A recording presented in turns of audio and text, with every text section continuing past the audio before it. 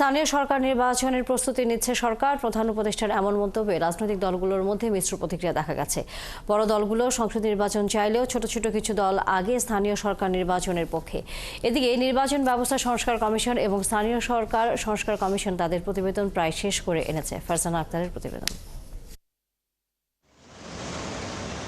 2014, 18 আর 24-এর বিতর্কিত নির্বাচনের পর সবার চোখ এখন ত্রয়োদশ সংসদ নির্বাচনের দিকে।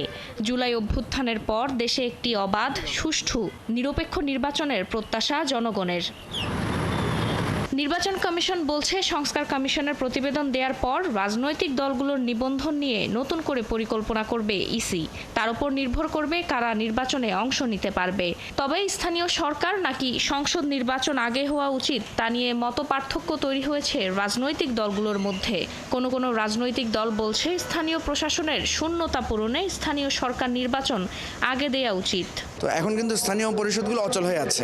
পার্লামেন্ট ইলেকশন তো ধরেন এমপিরা তো আইন প্রণয়ন করবে, তারা যদি একটু পরেও হয় সেটা সমস্যা নেই। নির্বাচন কমিশনটা হয়েছে, তাদেরও আমরা একটা পরীক্ষা নিতে পারলাম।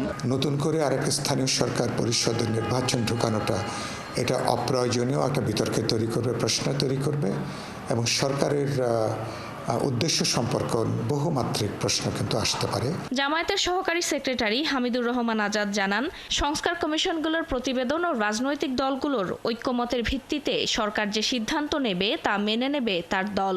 আমরা কমিশন রিপোর্টটা দেখব, সেখানে বিচার বিশ্লেষণ করব, দেশের সামগ্রিক পরিস্থিতি সামনে রেখে আমরা দলীয় ফোরামে আলোচনা করে সরকারকে আমরা পরামর্শ দেব এবং সেই ক্ষেত্রে দেশের জন্য যেটা কল্যাণকর হবে, দেশের মানুষ যেটা চায় সেটাকে আমরা প্রায়োরিটি দেব। তবে বিএনপি নেতারা পরিষ্কার করে বলছেন, তারা দ্রুততম সময়ের মধ্যে জাতীয় নির্বাচন চান। স্থানীয় সরকার নির্বাচন আগে করার চিন্তাকে হাস্যকর বলে মন্তব্য তাদের।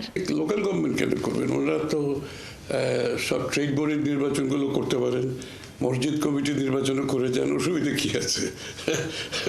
মানে এগুলো একটা হাস্যকর ব্যাপার আর কি। দুর্ভাগ্য যে আমাদেরকে এগুলো শুনতে হচ্ছে। অর্ডারে দেশটাকে ফিরিয়ে নেওয়ার জন্য একটি নির্বাচিত জাতীয় সরকারের হাতে ক্ষমতা হস্তান্তর করে যে সরকার জনগণের কাছে দায়বদ্ধ থাকবে, তাদের কাজ হচ্ছে দেশ পরিচালনার আগামী দিনে। বিএনপির মতে অন্তর্বর্তী সরকারের স্থানীয় সরকার নির্বাচন দেওয়ার কোনো নজির নেই। এটি তাদের কাজও নয় বলে মনে করে দলটি।